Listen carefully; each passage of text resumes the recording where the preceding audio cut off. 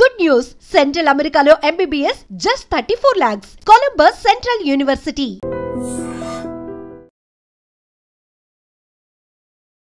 నమస్కారం, welcome to I dream. ధర్మ మార్గం విత్ విజిత కార్యక్రమానికి స్వాగతం.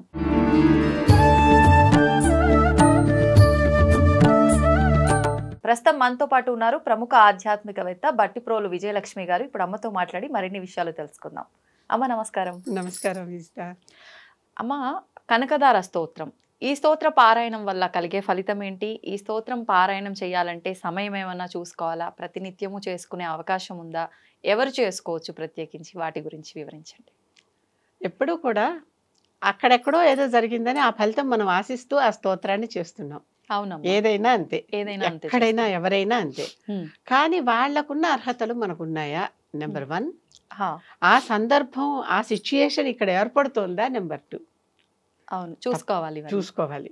చూసుకోకుండా ఇప్పుడు పక్కవాడికి తలనొప్పి వస్తే ఓ టాబ్లెట్ వేసాం, తగ్గిపోయింది. అదే టాబ్లెట్ ఇంకో తలనొప్పి ఉన్నవాడికి వేస్తే తగ్గకపోవచ్చు, వీడికి ఇంకో వేరే టాబ్లెట్ వేయాల్సి రావచ్చు. అది గమనించుకోవాలన్నమాట. ఎప్పుడు ఊరికే తలనొప్పి లేకుండా వేసుకుంటే ఏమవుతుంది, అది కూడా ఆలోచించుకోవాలి.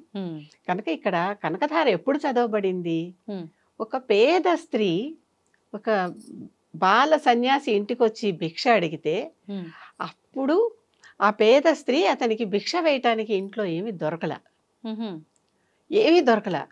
సన్యాసికి వేయకుండా పంపించేస్తే సన్యాసికి ఒక నియమం ఉంది, 3 ఇళ్ల కంటే ఎక్కువ వెళ్ళి భవతి భిక్షాం దేహి అని అడగకూడదు.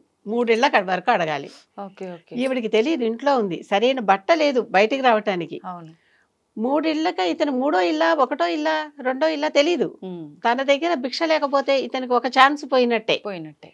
ఏదో ఒకటి ఇవ్వకుండా చిన్న పిల్లాడే పాపం ఆకలికి ఆగలేడో ఏమిటో, నేను ఇలా పంపించేస్తున్నాను అని బాధేసింది ఆవిడికి. ఇల్లంతా వెతికితే ఇంట్లో ఉసిరి చెట్టు ఉంది, ఆ ఉసిరికాయలు ఏవో కొన్ని ఇంట్లో కూడా ఉన్నాయి. ఒకే ఒక్క ఉసిరికాయ, అది ఎండిపోయిన స్థితిలో దొరికింది ఆవిడికి. చెట్టు ఉన్నప్పటికీ ఒకటే దొరికింది. సీజన్ కాదు, ఉసిరికాయ సీజనల్ ఫ్రూట్ కదా. అవునవును. ఆ ఎండిపోయిన ఉసిరికాయ ఒక చోట దొరికితే, అంటే తన డబ్బాలో వెతుక్కుంది, ఒకే ఒక్కటి మిగిలి ఉంది, అది తప్ప ఇంట్లో ఏమీ లేదు. అలాంటప్పుడు ఉన్న బట్టనే ఉన్నంత వరకు చుట్టుకుని ఆ పట్టుకుని వచ్చి ఆ పిల్లవాడి జోలిలో వేసింది. ఆ అబ్బాయి గ్రహించుకున్నాడు, అతనెవరు, మామూలు బాల సన్యాసి కాదు, ఆదిశంకరుడు, శంకరాచార్యుడు. శంకర సాక్షాత్ అన్నారు. ఆ శంకరుడే ఈ శంకరుడుగా పుట్టాడని నమ్మిక. అటువంటి శంకరుడు, ఆ శంకరుడు ఈవిడ వస్త్రం సరిగా లేదు, ఉన్న దాంట్లోనే కప్పుకొని వచ్చింది, వెయ్యటానికి ఎండిపోయిన ఉసిరికాయను పట్టుకొచ్చింది. అంటే ఇది తప్ప ఇంట్లో ఇంకేమీ లేని స్థితి, అది గ్రహించుకున్నాడు. అటువంటి పేద స్థితిలో ఈవిడ ఉన్నదే, పాపం ఈవిడికి ఏంటి కర్మ, అలా ఉండి కూడా ఏదో ఒకటి పట్టుకొచ్చి నాకు వెయ్యాలన్న తపన పడిందే, గ్రహించుకున్నాడు. అప్పుడు ఈ పిల్లవాడు, దరిద్రాన్ని దూరం చేసేదెవరు? మహాలక్ష్మి అమ్మవారు. ఆవిడికి ధ్యానం చేయాలని కూర్చున్నాడు. ఏ పూజ అయినా ముందర గణపతి ప్రార్థన లేనిదే జరగదు కదా. ఒక శ్లోకం గణపతి మీద చెప్పి, నైనా విఘ్నాలు రానికు నా పని కాని అని మొక్కుకున్నాడు. తర్వాత అమ్మవారికి స్తోత్రం చేశాడు. కనకధార స్తోత్రం అందరికీ చాలా మందికే వచ్చు. ఆ కనకధార చేశాడు. కనకధార స్తవం ఎందుకయింది? అది అమ్మవారిని ఆయన స్తుతిస్తూ, శ్లోకాల మీద శ్లోకాలు, అంటే నిన్ను వదిలిపెట్టను, నాకు ఏదన్నా ఇస్తే దాకా అన్నట్లుగా అనమాట. బాలుడు కదా, మొండివాడు. పైగా ఎవరి కోసం చేస్తున్నాడు? తన కోసం కాదు, ఈ పేద స్త్రీ కోసం చేస్తున్నాడు. ఎవరైనా కూడా వారి కోసం వారు పూజలు చేసుకుంటే తక్కువ ఫలితం, ఎవరైనా మన కోసం పూజలు చేస్తే ఎక్కువ ఫలితం. అలాంటి వాళ్ళు ఎవరున్నారమ్మా? ఉండాలి అని చెప్తోంది శాస్త్రం. అర్థమైందా? దాని నుంచి మనం ఏం కోరుకుంటున్నాం, మన అలా ఉన్నామా అని ముందర ప్రశ్న వేశాను నేను. అవును. నిస్వార్థంగా తనకి ఏమీ లేకుండా పోయినా, తనకు జోలలో ఒక ఉసిరికాయ ఉంది, ఎండిపోయింది అంతే. ఆవిడ కోసం ఈయన ప్రార్థన చేశాడు అమ్మవారిని.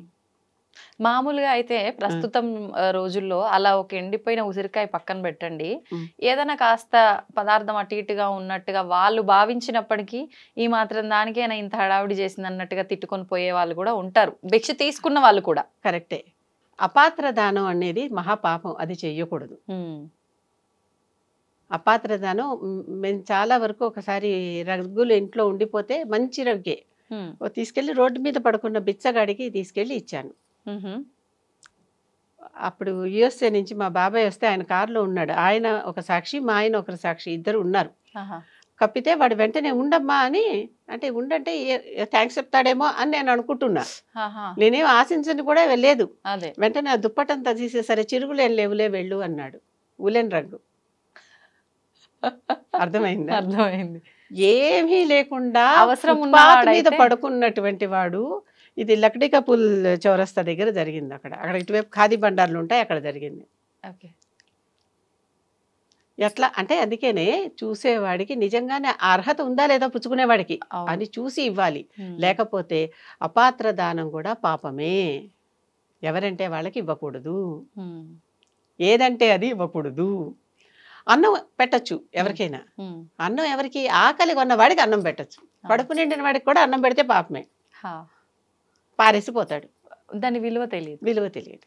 ఇక్కడ ఆవిడికి ఆ ఎండిపోయిన ఉసిరికాయ తప్ప ఇంట్లో ఏమీ లేని స్థితి అయినప్పటికీ బాల సన్యాసికి ఏదో ఒకటి ఇవ్వాలన్న తాపత్రయం. అవును. ఇవి రెండు గమనించాడు అతను. గమనించి అప్పుడు చదివితే ఎలాంటి స్థితిలో ఆవిడుంది.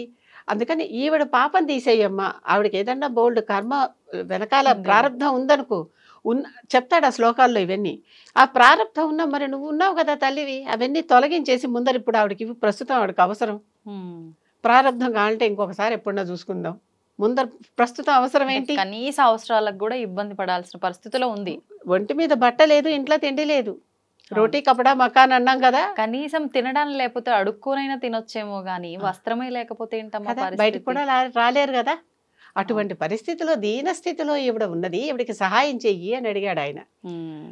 ఈ బాలుడు ఎంత నిస్వార్థంగా, ఎటువంటి స్వార్థం లేకుండా, నా కోసమే అనేటటువంటి భావన లేకుండా ఎలా చేసిందో అతను అమ్మవారు గమనించింది. ఉమ్.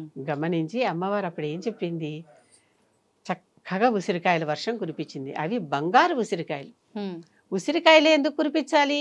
ఆవిడిచ్చింది ఉసిరికాయ, ఏది ఇస్తే అదే వస్తుంది. అవును. ఏ కొబ్బరికాయలో కురిపించదా, పెద్దవి కదా బాగా చక్కగా బోల్డ్ వస్తాయని. హా. ఏదొస్తే అదే అని. కనుక మనం ఏది ఇచ్చాము? ఉసిరికాయ ఇచ్చాం కనుక ఉసిరికాయ వచ్చింది. ఓకే. అంటే మనం ఇక్కడ ఏది మంచి ఇస్తే మంచి, చెడిస్తే చెడు చెడు. ఇస్తే చెడు అనేది ఇక్కడ అర్థమైపోతుంది. రాయిని విసిరేసి కొడితే వచ్చి మనకే తగులుతోంది అంటున్నావా? ఖచ్చితంగా. అంతే, ఇట్స్ ఆల్. ఇక్కడ మళ్ళీ న్యూటన్ గారు వస్తారనమాట. అర్థమైందా? ఉసిరికాయల వర్షం కురిపించింది ఆవిడ. ఓకే. ఎంత అంటే ఆవిడ చాలా తనని ఎంత పొగిడాడంటే, నువ్వు ఫలానా శ్రీనివాసుడు భార్యవి, నీ దగ్గర డబ్బుకు లోటే ఉంది చెప్పు, నువ్వు ఫలానా రత్నాకరుడి కూతురివి, నీ దగ్గర డబ్బుకు లోటే ఉంది నువ్వు అనుకుంటే అయిపోతుంది, కాస్త ఇవ్వమ్మా బుజ్జగించి అని చక్కగా మహా పొగిడాడు.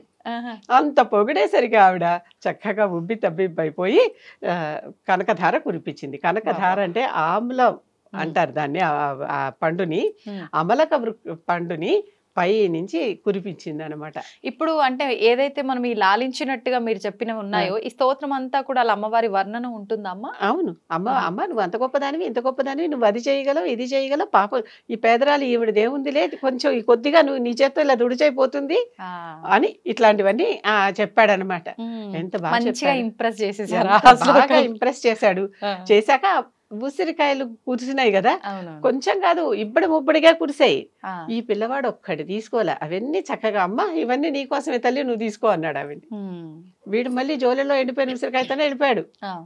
అంటే తన కోసం కాదు, అవసరం కోసం, అవతల వాళ్ళ అవసరాన్ని గ్రహించి వాళ్ళ కోసం చేసినటువంటి ప్రార్థన. అంటే దీన్ని బట్టి మనం ఇంకొకటి కూడా అర్థం చేసుకోవచ్చేమమ్మా, మనకి ఎంత కర్మ ఉన్నప్పటికీ మనం ప్రస్తుతం ఆచరించే కొన్ని ధర్మ మార్గమైన పనుల వల్ల కొన్ని తప్పించుకోకపోయినా కాస్త పక్కన పెట్టి ముందుకు వెళ్ళొచ్చేమో. అవునమ్మా, ఇప్పుడు బ్యాంకులో మీకు కొంత అప్పు ఉంది, కొంత డబ్బు ఉంది, కానీ ఈ డబ్బు ఆ అప్పుని తీర్చదు, మనమే డ్రా చేసి దీంట్లో కడతాం మళ్ళీ. అంతే. అవునా? అవును. కనుక అక్కడి నుంచి కొంచెం తీసి ఇక్కడ ఇవ్వమ్మా అని అడుగుతున్నాడు. ఎంతో కొంత మన వెనకాల పాపం బ్యాంకు, పుణ్యం బ్యాంకు రెండు ఉన్నాయి, ఉంటుంది. ప్రారంభం మూట కూడా ఉంది. ఇంకా కాకుండా ఆగామి కూడా చేసుకుంటూ ఉంటాం, కొత్త యాడ్ చేస్తున్నాం కదా, చేస్తూ ఉంటాం. కనుక అది పోవాలి అంటే అమ్మా నువ్వే దిక్కు, నువ్వు తప్ప ఇంకొకరు లేరు. జపతో నాస్తి పాతకం అంటారు. జపం చేస్తుంటే పాతకం పోతుంది. ఎన్నిసార్లు చేసుకోవచ్చు అంటారమ్మా ఇది? ప్రతినిత్యం చేసుకోవచ్చు? మనకి మళ్ళీ అంత ఆర్తి, అంత అవసరం, అంత అవసరం, అంత ఇందాక మీరు స్టార్టింగ్ లోనే అన్నట్టు వాళ్ళు చేశారు, వాళ్ళకి వచ్చింది, ఆ పరిస్థితుల్లో మనం చేస్తే వస్తుంది అనే భావన కాకుండా అవసరం ఉందా లేదా, అంత ప్యూరిటీతో మీరు ఉన్నారా, నిస్వార్థంగా చేస్తున్నటువంటి స్థితి ఉన్నదా, అంత చక్కగా మెచ్చుకోలుగా అన్ని ఆయన మాటలే మనం చెప్పిన, మళ్ళీ మన భావంతో భావస్ఫూరకంగా పలకాలి కదా. అవునవును. ఆ పదాలనే మనం భావస్ఫూరకంగా పలకాలి కదా. ఉమ్, కనుక ఆ రకంగా మనం పలుకుతున్నామా లేదా, ఉమ్, ఆ రకంగా అమ్మవారిని ప్రసన్న చేసుకుంటూ ఎదుర్కొంటే అమ్మవారు నిజంగానే కూర్చుని ఉందని తన్మయత్వంతో, అమ్మా నువ్వు ఇంత బాగున్నావు, ఇంత మంచిదానివి, ఇంత గొప్పదానివి, నీకు నీకు లేని సిరి సంపద అని పొగుడుతున్నామా. ఉమ్. ఇవన్నిటికీ ముందర గణపతిని ముందరే పూజించి, నాయన పూజించు. గణపతి విఘ్నాలు పెట్టకు, ఈ పని కానీ, పాపం ఆవిడ చాలా కష్టంలో ఉన్నది అని అంటే మనం పూజ చేసినప్పుడే కాదు, స్తోత్రాలు ఇలాంటి మంత్రాలు పారాయణ చేసినప్పుడు కూడా ఆ గణపతిని పని తలుచుకోవాలి. తప్పకుండా కావాలి అంటే ఆయన సహకారం కావాలి ఓ, ఇది అందరూ గుర్తుంచుకోవాల్సిన విషయం. మరి కదా. ఆ పని కావాలి కదా. అవును. అవితే ఫోన్లే కాకపోతే కానిలే అని చేయలే. ఉమ్, అంత ఝాసగా చేశాడు అది అవును, ఆ స్తోత్రం. ఉమ్, మరి ఇంత ఝాసగా అందరూ చేస్తుంటే తప్పకుండా వాళ్ళకి వరిస్తుంది, ఉమ్, ఆ వరం వాళ్ళకి దక్కుతుంది, అది మాత్రం చెప్పగలను. కానీ ఇటువంటి శ్రద్ధ, భక్తి, అవసరము, ఆర్తి, ఇది తప్ప నాకు ఇహ దిక్కు లేదు అన్నటువంటి భావము, నా కోసం కాదమ్మా వాళ్ళకి ఇవ్వు అని అడిగేటటువంటి ఒక నిస్వార్థ వ్యక్తిత్వం, అవును. అవన్నీ కలిస్తే ఉమ్, తప్పనిసరిగా కనకధార కురుస్తుంది. ఉమ్, తప్పనిసరిగా కనకధార కురుస్తుంది. కాలడీలో వచ్చిన కనకధార ఉందే, అక్కడ ఆ ఇల్లు ఉంటుంది, ఇప్పటికీ మనం వెళ్ళి చూడొచ్చు. ఉమ్, ఇంట్లోకి మనం వెళ్ళలేము, ఎందుకంటే ప్రతి వాళ్ళు ఇంట్లోకి వెళ్తుంటే వాళ్ళకి డిస్టర్బెన్స్ కదా, ప్రతి అవును. యాత్రికుడు వెళ్తుంటే. కానీ ఆ వసారా ఎక్కడైతే ఇది జరిగిందని ఉందో అక్కడ వసారాలో చక్కగా మనం మధ్యలో ఆ వసారాలో కూర్చుని మనం పూజ చేసుకోవచ్చు, జపం చేసుకోవచ్చు, ఆ స్తోత్రం కావాలంటే ఎన్నిసార్లైనా చదువుకోవచ్చు. ఉమ్. తలెత్తితే పైన ఉంటుంది అమ్మవారు మన మీద వర్షం కురిపించడానికి. ఓ, చెక్కలో విగ్రహం చక్కగా ఉంటుంది, చాలా బాగుంటుంది, పద్మాసనం వేసుకుని కూర్చొని ఉంటుంది ఉమ్, ఉమ్, చక్కగా. రోజ్వుడ్ కలర్లో ఉంటుంది, పనస చెక్క అనుకుంటాను. అక్కడ దాని మీద కూర్చొని అక్కడ చక్కగా పైనుంచి మనల్ని చూస్తూ ఉంటుంది చదువుతుంటే. ఉమ్, అక్కడ ఆయిల్ పెయింటింగ్స్ ఉన్నాయి. ఆదిశంకరుడు నేను ఆ కనకధార కురిపిస్తున్నటువంటి ఆయిల్ పెయింటింగ్ 2 ఉన్నాయి. ఉమ్, అక్కడ కూర్చొని చేసుకుంటున్నప్పుడు ఎంత ప్రశాంతంగా ఉంటుందో. కొన్ని వందలేళ్ళు అయిపోయాయి కదమ్మా, కనుక ఆ చెట్టు అయితే ఇప్పుడు లేదు, ఉమ్, ఆనాటి ఉసిరి చెట్టు లేదు. ఓకే. కానీ వాళ్ళ ఇంట్లో ఇంకా ఉసిరికాయలు ఉన్నాయి, వాళ్ళ ఇంట్లో ఇప్పటికీ కూడా ఆ వైభోగం ఉన్నది అనేది చెప్పుకుంటున్నటువంటి మాట బయట. నేనైతే ఓకే. చూడలేదు, ఆహా. చూసిన వాళ్ళు ఉన్నారట ఒకళ్ళిద్దరు, వాళ్ళు ఎక్కువగా వివరంగా చెప్పలేదు. ఓకే. రెండవది, ఆ ఉసిరికాయ ఇదేనని ఒక పటం పెట్టిన వాళ్ళు కూడా ఉన్నారు. కానీ ఆ ఉసిరికాయ మనం ఇప్పుడు చూస్తున్న ఉసిరికాయలా ఉండదు, ఆ, అది మరి వేరే, ఆ రూపమే వేరేగా ఉంది. మరి ఓకే. ఆవిడ ఉసిరికాయలే కురిపించింది, ఆహాహా. ఎందుకంటే ఉసిరికాయ ఏదేస్తే అది ఇస్తామని చెప్పారు అవును, కదా, అవును. అదే వస్తుంది. అందుకని ఉమ్, కనుక ఉసిరికాయలు బాగా కురిసినటువంటి ప్రదేశం అది. ఉమ్, అక్కడ ఒక గుమ్మం బయట గేటు దగ్గర ఒక యక్షుడు బొమ్మ, ఉమ్, ఇప్పుడు బుద్ధిస్ట్ బొమ్మలు ఒక యక్షుడు బొమ్మ నవ్వుతున్నట్లుగా ఉంటే కుబేరుడు అంటారు చూడండి, అవును, అవును. మరి ఆనాటి పాతది అది అక్కడ ఉంది. ఒక బొమ్మ ఉంటుంది ఆ గేటు మీద, ఆహా. అంటే గోడ మీద, ఓకే. గేటు కట్టి ఇటు స్తంభాల్లాగా ఉంటాయి అవును, కదా, దాని మీద ఆ యక్షుడు కూర్చొని చక్కగా నవ్వుతూ ఉంటాడు. అంటే ఇక్కడ ఏదో కుబేర స్థానం అని తెలిసేలాగా. ఓ, అంటే ఇదంతా కూడా లక్ష్మీప్రదమైన ప్రాంతం లక్ష్మీప్రదమైన ప్రాంతం. 30 కిలోమీటర్లు ఉంటుంది కాలడికిను ఈ ప్రదేశానికి. దీన్ని స్వర్ణోత్తుమనానో పొన్నోర్కొత్తుమనా అని అంటారు ఆ ప్లేస్ని. అక్కడ అంత దూరంలో ఉంటుంది. అంటే ఈ బాలకుడు 30 కిలోమీటర్లు నడిచి అక్కడికి వెళ్ళి భిక్ష అడిగాడు. బాబా. కొంతమందికి భిక్ష వేస్తే ఎంత పుణ్యమో చూడండి, అవును, కొంతమందికి భిక్ష వేస్తే ఎంత పాపమో చూడండి. అవును, రెండు ఉన్నాయి. రెండు ఉన్నాయి. అసలు అలాంటి పిల్లవాడికి భిక్ష వేసి ఆవిడ ఎంత పొందింది. అవును, అంటే ఆమె ఏమీ ఆశించలేదు, ఆశించలేదు. వచ్చి అడుగుతున్నారు ఏదో ఒకటి ఇచ్చి కడుపు నింపాలి అక్కడ అనే కూడా ఆలోచన తప్ప. పాపం పిల్లవాడి గురించి, ఆకలి గురించి, బాల సన్యాసి ఇంకో చోటకి వెళ్ళడే అంటే ఒక అనేటటువంటి మాతృమూర్తి లాగా ఆలోచించింది. అవును, అటువంటి తత్వం ఉన్న వాళ్ళకి తప్పనిసరిగా ఫలిస్తుంది, కనకధార ఫలిస్తుంది. ధన్యవాదాలమ్మా. నమస్కారం.